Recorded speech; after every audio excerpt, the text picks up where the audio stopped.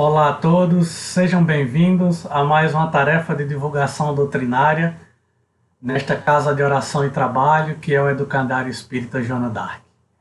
Em primeiro lugar, agradecendo a Jesus pela oportunidade de estarmos aqui conversando com vocês. Em segundo lugar, a direção da casa pelo convite que nos foi feito e que com muita alegria aceitamos.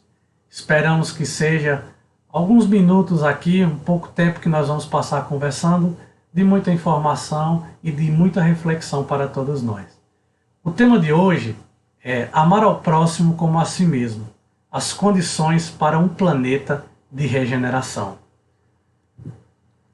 Sempre que a gente está passando por epidemias, né, por guerras, por catástrofes naturais, esses temas eles sempre voltam, né? Mudança de vibração, mundo de regeneração, transição planetária, enfim, tudo isso tem as datas limites, como foram conversados, temas de livros, de documentários, tem 2019, 2057, enfim, diante de tanta informação e de tantos locais onde a gente se informa, qual é o objetivo? A gente fazer uma compilação e trazer as respostas ou possíveis respostas a essas três perguntas. O que significa um mundo de regeneração? O que é essa transição planetária que a gente tanto fala? E qual é a contribuição da humanidade? O que é que nós podemos fazer, enquanto encarnados especificamente, para esses dois processos que nós citamos? Então, para que a gente possa avançar, nós vamos recorrer ao Evangelho segundo o Espiritismo, no capítulo 3, cujo título é Há Muitas Moradas na Casa do Meu Pai, em que Allan Kardec faz uma, digamos assim, uma classificação geral. Não é uma classificação absoluta, como ele já falou no livro, mas, de acordo com o que ele obteve de informações do plano espiritual, os mundos que povoam o universo, eles podem ser divididos quanto à sua evolução em mundos primitivos, mundos de provas e expiações, mundos de regeneração, os mundos ditosos ou mundos felizes e os mundos celestes ou mundos divinos. Nós vamos, para o nosso trabalho de hoje, nos ater aos mundos de expiação e provas e de regeneração. Por quê? Porque o de provas e expiações é o que nós estamos vivendo atualmente. É a atual evolução do planeta Terra é ser um planeta de provas e expiações. E estamos na transição planetária para atingirmos um mundo de regeneração. Então, se a gente puder dar uma definição, né, com o que tem lá no Evangelho segundo o Espiritismo, sobre um planeta de provas e expiações, a gente pode falar da seguinte maneira. São mundos nos quais os espíritos reencarnam para expiar seus erros de vidas passadas e passar por provas que vão contribuir para a sua evolução. Nesses mundos, o mal ainda é dominante entre os espíritos, embora já haja a prática do bem. Então ficou muito claro, muito sucinto o que nós temos. Continuando para os mundos de regeneração, o que é que a gente pode falar desse mundo de regeneração? Vai ser basicamente a alteração psíquica do nosso planeta.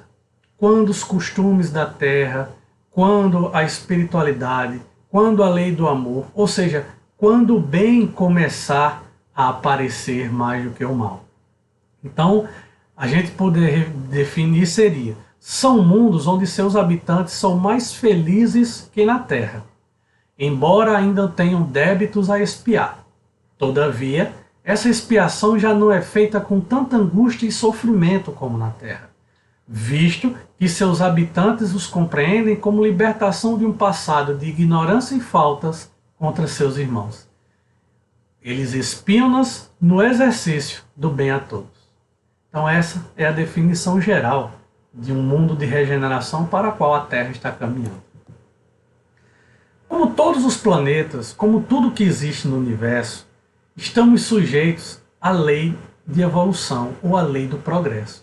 E os planetas, os orbes, eles também estão sujeitos a essas leis. E eles evoluem em duas frentes básicas: a física e a moral. A física é pela transformação dos seus elementos constituintes. Basta nós estudarmos geologia, basta a gente estudar a transformação que houve, a formação do planeta de acordo com os ensinamentos acadêmicos, para a gente ver que houve um resfriamento do planeta para que houvesse as condições de vida. Esse resfriamento do planeta proporcionou, por exemplo, a solidificação da crosta da Terra, sobre a qual todos nós nos apoiamos, mas o interior da Terra ainda é quente, de rochas e metais derretidos. Então, os vulcões que lançaram lava, que formaram novas rochas, enfim, todas essas transformações físicas que ocorreram e ainda ocorrem de forma muito lenta, mas contínua. Em nosso planeta Terra não é exceção, estamos sujeitos também à mesma lei. E o avanço moral, que tem a ver com os seus habitantes. E isso se faz pelo desenvolvimento da inteligência, o desenvolvimento da intelectualidade e principalmente do senso moral dos espíritos encarnados e desencarnados. Ou seja, fazemos parte do mesmo orbe, tanto espíritos encarnados quanto os desencarnados. Essa informação a gente pode constatar ela lá na Gênese, no capítulo 18, no item 2. E eu queria que a gente nos detivéssemos nessa informação aqui, senso moral dos espíritos. Nós vamos usar essa informação um pouquinho mais para frente para consolidar o ensinamento da noite de hoje. Então, a evolução. Durante séculos, nós podemos ver os avanços em todas as áreas de conhecimento, seja ela científica, tecnológica, na medicina, nas ciências sociais, nas artes, enfim. Basta a gente se avaliar, ou seja, fazer uma pesquisa. Como é que nós éramos há 10 mil anos? Como é que a humanidade era há 5.000 anos? Como é que a humanidade era há 1.000 anos? Há 2.000 anos? Então, nós podemos ver claramente a evolução. E aí o século XXI, que é o que nós nos encontramos e onde iremos entrar no mundo de regeneração, ele vai ser marcado pelo desenvolvimento da espiritualidade e elevação do sentimento, que é o que vai completar essa evolução. Lembram que nós falamos do senso moral, intelecto e a moralidade. Então, a evolução do sentimento. Os homens, com a sua inteligência, eles chegaram a resultados que jamais haviam alcançado sob o ponto de vista das ciências, das artes e do bem-estar material. Isso é fácil da gente constatar. Resta-lhes ainda um imenso progresso a realizar, o de fazerem que entre si reinem a caridade, a fraternidade, a solidariedade, que lhes assegura o bem-estar moral. Já não é somente de desenvolver a inteligência que os homens necessitam, mas de elevar o sentimento. E para isso, faz preciso destruir tudo que superexcite neles, o egoísmo e o orgulho. Essas informações elas também estão lá da Gênese, foram extraídas do capítulo 18 no item 5. Então, vocês podem ver que não é somente a desenvolver que nós necessitamos a inteligência, ou seja, ainda precisamos continuar desenvolvendo a inteligência. Mas agora, o desenvolvimento da espiritualidade, da elevação do sentimento, ela precisa acompanhar. Ela precisa ser par e passo, ela precisa ser colocada como prioridade. E agora, mais um ensinamento, mais um trecho que eu gostaria que nós nos detivéssemos para usarmos um pouco mais na frente no fechamento desse trabalho. Que é levar sentimento, é destruir o orgulho e o egoísmo. E agora a gente entra na transição planetária. Então, falamos um pouco do que é o mundo de regeneração, para onde nós caminhamos, e agora essa transição planetária, que é o que marca esse período, entre um estágio evolutivo e outro. Mas assim, o que é essa transição planetária? Existe um período de tempo demarcado? Quanto tempo dura? Quando começou? Quando vai terminar? Durante a transição, essas mudanças que nós acabamos de ver, físicas e morais, elas acontecem também em Enfim, vamos conversar um pouco sobre esse tema de transição planetária em pouco tempo, é verdade, mas que a gente possa fazer um resumo e trazer para vocês informações compiladas, informações importantes. Vamos lá. O que é essa transição? É um período que compreende entre o mundo de provas e expiação e o de regeneração em nosso planeta. E ele está sendo marcado por grandes mudanças no padrão de vibração dos espíritos encarnados e desencarnados que nela povoam. Vejam bem, a mudança também se dá no plano espiritual. Ou seja, os espíritos desencarnados imantados ao orbe terrestre também participam. E nós, que estamos aqui encarnados na Terra, ao desencarnarmos, vamos fazer parte do plano espiritual desse planeta.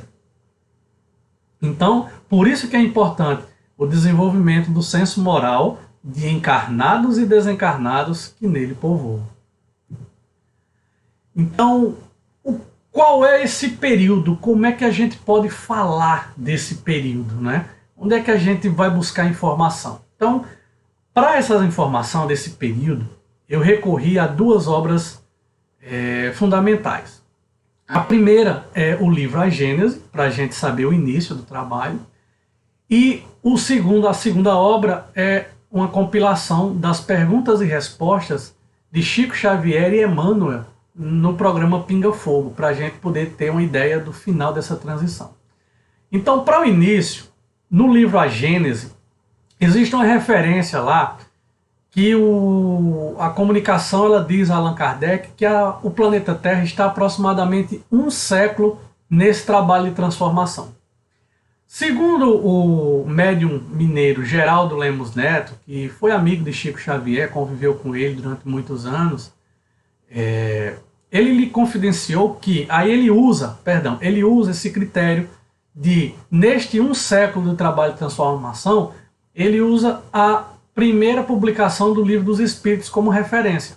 Ou seja, se em 1857 o Livro dos Espíritos foi publicado, e se nós estamos, de acordo com a informação da Gênese, há 100 anos nesse processo, teria se iniciado a transição do planeta em aproximadamente o ano de 1757. Então a gente consegue delimitar essa informação com essa obra. Então vamos ver o que é que diz exatamente esse trecho do livro. A humanidade terrestre, tendo chegado a um desses períodos de crescimento, está em cheio há quase um século no trabalho de sua transformação. Assim continuará, até que se haja outra vez estabilizada em novas bases, que é a regeneração. Achá-la muito mudada em seus costumes, em seu caráter, nas suas leis, em suas crenças. Em uma palavra, em todo o seu estado social. Esse é o parágrafo 2º do item 9, no capítulo 18 da Gênese. Então a gente consegue agora ter uma data, um início do período de transição. Agora, o final, a data final dessa transição. Então, se a gente recorrer ao livro que nós falamos, do Plantão de Respostas no Pinga Fogo, Chico Xavier afirma que Emmanuel responde para ele que até 2057 nós seríamos um planeta de regeneração. Então, se a gente tem o início em 1757 e o final em 2057, nós temos aproximadamente um período de 300 anos marcado pela transição, que é essa velocidade toda que a gente experimenta nos avanços tecnológicos, sociais, econômicos, espirituais que a gente está vivendo. Então, para que a gente possa mostrar o trecho do livro, vem a pergunta, né? Por que a doutrina espírita pode dizer a respeito do fim dos tempos? Isto é, como ocorrerá a transformação do planeta de provas e expiações para o de regeneração? Aí vem a resposta de Chico Xavier. Através da busca da espiritualização, da superação das dores e construção de uma nova sociedade, a humanidade caminha para a regeneração das consciências. E aí o Chico continua. Emmanuel afirma que a Terra será um mundo regenerado por volta de 2057. Cabe a cada um longa e árdua tarefa de ascensão. Trabalho e amor ao próximo com Jesus. Este é o caminho. Então, meus amigos, aqui eu gostaria de que a gente frisasse: cabe a cada um longa e árdua tarefa de ascensão. Trabalho e amor ao próximo com Jesus. Para que a gente também possa usar este ensinamento mais à frente. Houve mudanças nesse período? Né? Nós estamos hoje ainda dentro do período de transição, que encerra-se em 2057. Então, vamos colocar assim, para a gente ter números redondos. 2 séculos e meio já se passaram. E ainda teremos mais meio século para frente. Então, quando a gente perguntar, nesses 2 séculos, houve algumas mudanças? Será que o nosso estado social, a percepção mudou? A gente tem ideia de como era a medicina, como eram os remédios em 1760, por exemplo, 1820? Como é que era a ciência? Enfim, é uma excelente reflexão para a gente, mas a gente vai conversar um pouquinho mais sobre essas mudanças. Nesse tempo de 2 séculos e meio, houve tempo, por exemplo, para uma Revolução Francesa, que, segundo informações, foi o período que logo após se estabilizou-se a França, para que pudesse receber o advento do Espiritismo. O Espiritismo surgiu em 1857, ou seja, totalmente dentro do período de transição informado anteriormente. Houve a Revolução Industrial. Será que a Revolução Industrial que aconteceu, hoje se fala em 4 revoluções industriais que nós estamos vivendo? Será que mudou as relações de trabalho? Aqui não cabe julgamento nesse momento se elas foram boas, se elas foram más. O que a gente está falando são as mudanças, ou seja, o impacto que elas causaram na humanidade. Ou seja, as revoluções culturais, as revoluções artísticas, a evolução da pintura, da escultura, da música. Quantas nações ficaram independentes, ou seja, libertaram-se do jugo dos seus coloniadores. Né? Quantos povos ficaram livres? A escravidão, que começou muito antes e terminou. Enfim, houve avanços. Quantas guerras nós passamos? Né? Quantos atentados, quantas guerras mundiais que mataram tantas pessoas, ceifaram tantas vidas. Como é que foi a transformação? Né? Os avanços tecnológicos na medicina, como eram os transplantes. Antes não havia nem essa possibilidade, hoje já há transplantes. Hoje já se fala até em órgãos artificiais. Como é que eram as comunicações? Na evolução das comunicações que permite, por exemplo, a gente fazer esse trabalho de casa, para que a gente possa manter essa comunicação virtual. Né? Então, houve muitas mudanças. Então, a gente constatou que esse período de transição tem muitas mudanças, sim. E como vai ser vamos arredondar, nesse meio século que ainda tem até completar o período de transição planetária, ou seja, até 2057, exatamente, a gente está em 2020, faltam 37 anos, mas para a gente fazer uma conta redonda, vamos dizer que a gente tem meio século.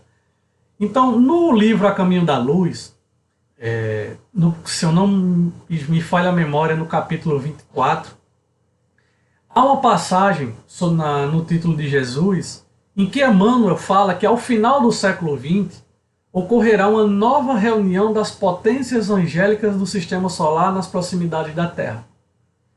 E essa reunião será para deliberação sobre o futuro e destino da humanidade. Então, Chico Xavier confidencia ao médium mineiro Geraldo Lemos Neto que essa reunião ocorreu quando do advento da chegada do homem à Lua, em 1969. E aí no programa Pinga Fogo, no primeiro programa Pinga Fogo, na primeira entrevista de Chico, ele fala que se a humanidade não se acabar numa guerra nuclear e se as nações elas pudessem se suportar quando não se amarem nas suas diferenças, nós iríamos experimentar avanços significativos ainda no campo das ciências, nas tecnologias sociais, bem-estar. Mas também nós iríamos ter a possibilidade desse maior desenvolvimento no plano no campo espiritual e na elevação dos sentimentos. Então é isso que vai acontecer. Então, para que a gente possa recapitular, lembram daqueles trechinhos que eu falava para a gente guardar, para que a gente fosse utilizar um pouco mais tarde? Então, até agora o que é que a gente já percebeu de mais importante? A necessidade de evolução do nosso senso moral, o desenvolvimento da espiritualidade e a elevação do sentimento, e o papel de cada um de nós nessa longa e árdua tarefa de ascensão, de trabalho e amor ao próximo com Jesus. Então, já temos a consciência do nosso papel. E agora a marcha do progresso. Eu coloquei essa informação de última hora porque eu achei ela muito interessante. Então, qual é o nosso papel da humanidade, né? O que é que a gente vai fazer a partir de agora? Então, a marcha do progresso, a primeira coisa que a gente deve fazer é não atrapalhar. Não tem aquele ditado popular que diz muito ajuda quem pouco atrapalha? Então, se nós não atrapalharmos, já será de grande auxílio para a espiritualidade. Então, esse comentário está lá na pergunta 781 do Livro dos Espíritos. Tem o homem o poder de paralisar a marcha do progresso? Não, mas tem o de entravá-la. E quantas vezes nós entravamos o nosso desenvolvimento? Com aquelas mudanças que nós falamos agora há pouco. Quantas guerras, quantas epidemias nós levamos a outras pessoas? Quantas vidas nós tiramos? Quanto sofrimento nós impusemos ao nosso próximo?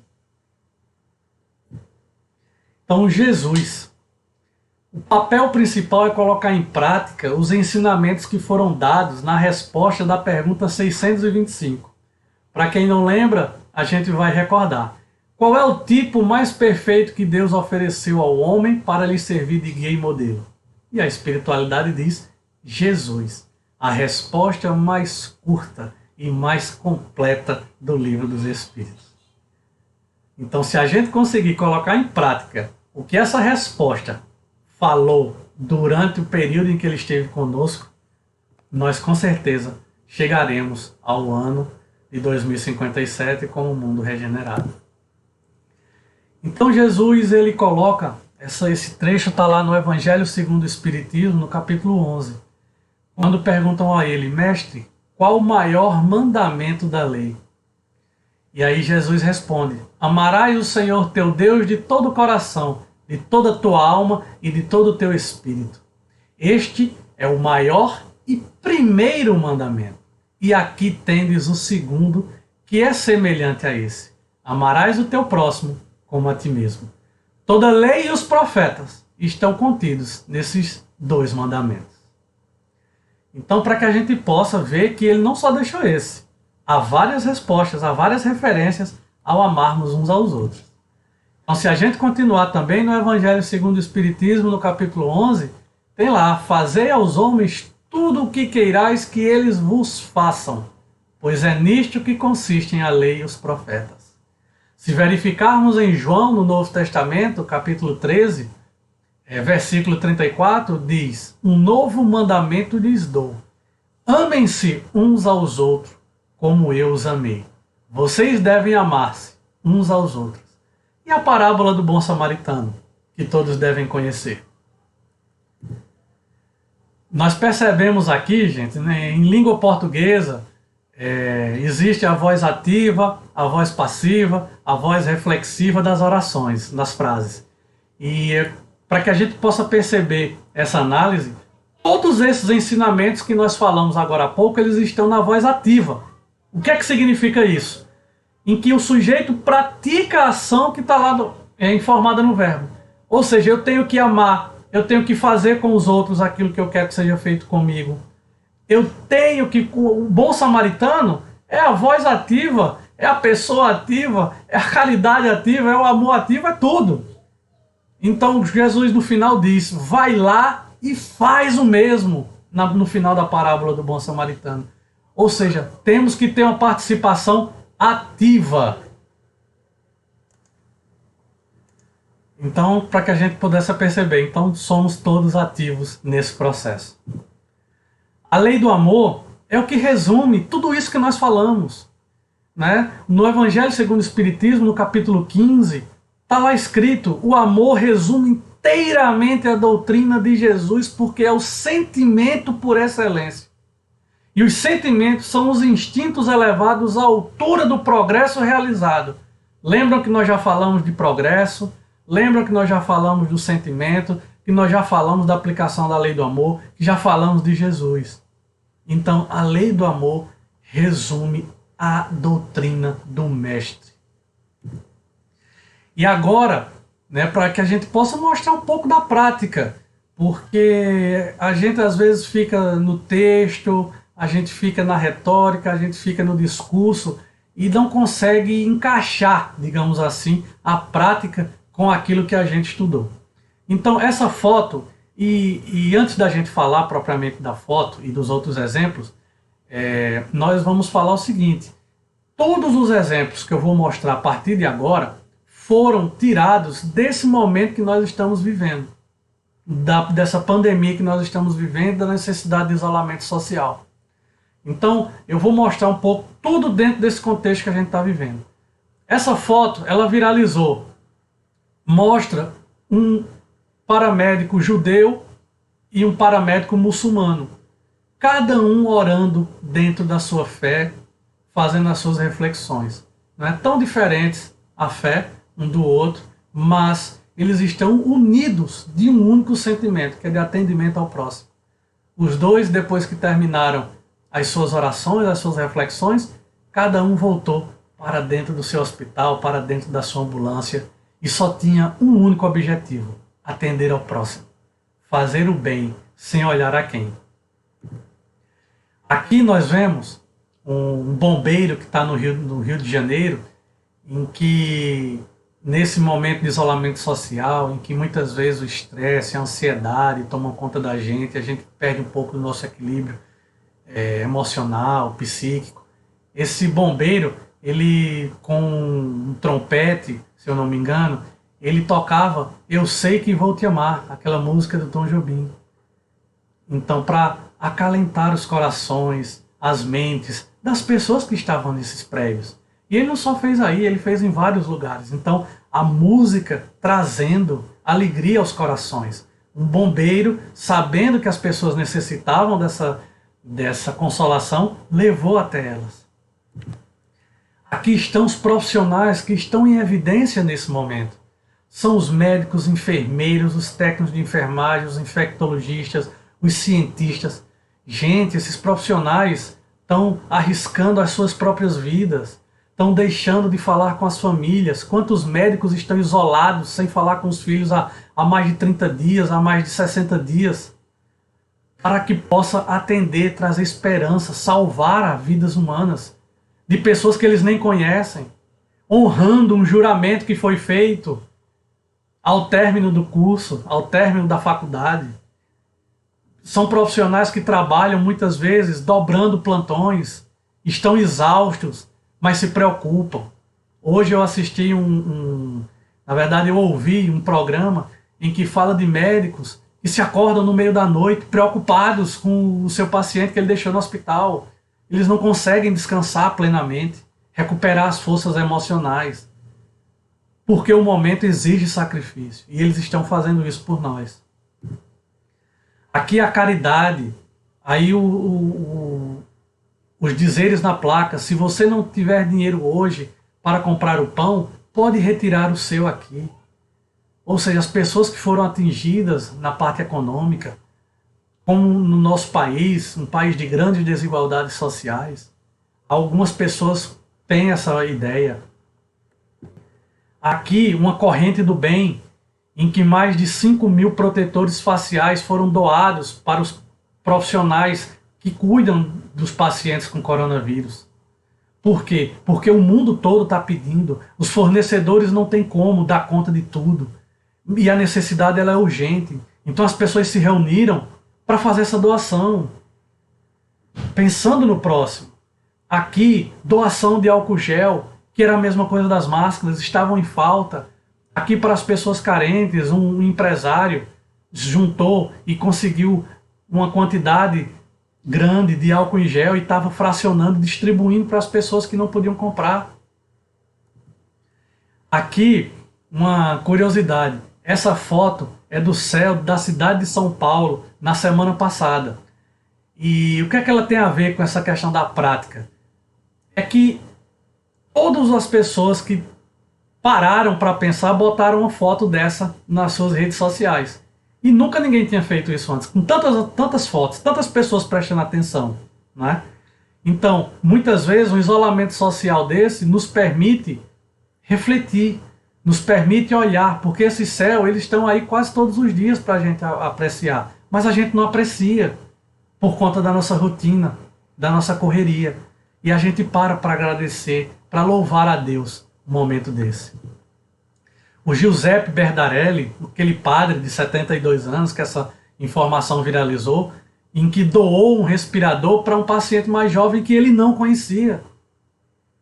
É a aplicação da lei do amor, porque não tinha respirador para todo mundo na Itália. Então, meus irmãos, eram essas informações que eu queria passar para vocês. Eu espero que a gente possa ter tido essa meia hora aí de muita reflexão, que eu possa ter passado para vocês informações relevantes. Essas são as referências que eu usei, os livros de Allan Kardec, o Novo Testamento, A Caminho da Luz, os documentários com os links, então estão aí. E gostaria de deixar duas reflexões. Um provérbio africano que diz: e enquanto você reza, vá fazendo. E a pergunta 642 do Livro dos Espíritos. Na verdade, a resposta. Não basta que o homem não pratique o mal. Cumpre-lhe fazer o bem no limite de suas forças. Então, meus amigos, só me resta agora dizer muito obrigado a todos por estar conosco nesse momento. Que Jesus possa abençoar a todos nós, hoje, agora e sempre.